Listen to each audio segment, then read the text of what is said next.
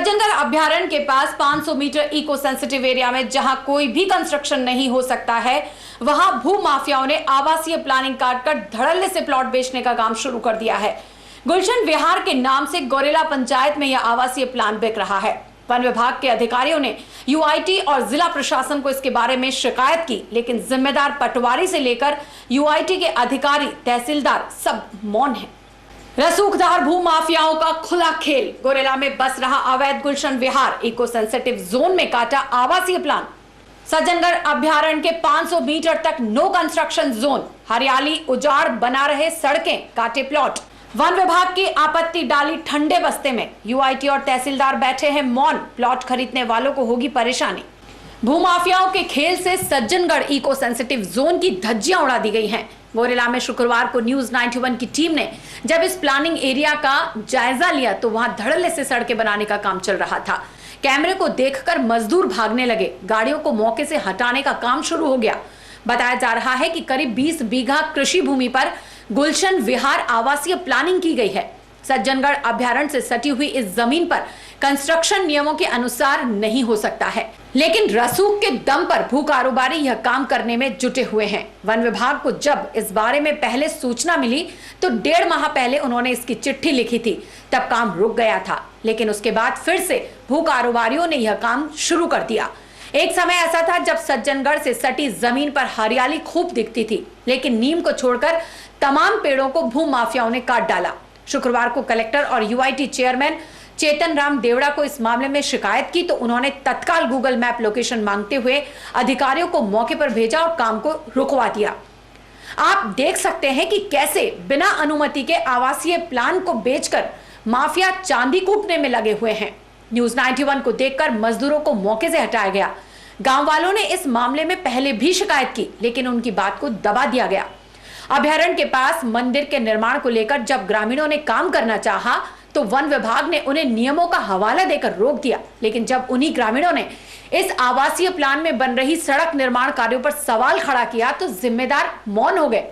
One विभाग के अधिकारी अजीत कुमार ने कहा कि जल्द ही मौका दिखाकर संबंधित लोगों को पाबंद करेंगे, लेकिन राजनीतिक रसूख और प्रशासनिक अधिकारियों से मिलीभगत का घमंड रखते हुए अभ्यारण्य से सटी जमीन पर कंक्रीट के जंगल खड़े करने पर तुले हुए हैं।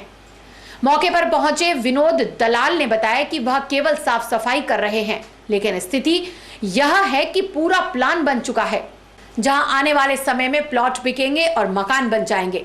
वन विभाग के कानून के मुताबिक यह प्लान गलत है। इसके अंदर राजनीति से जुड़े हुए व्यक्ति का नाम भी सामने आ रहा है, जिसमें बनाराम चौधरी, कनकमन लोढ़ा समेत और भी लोग शामिल हैं।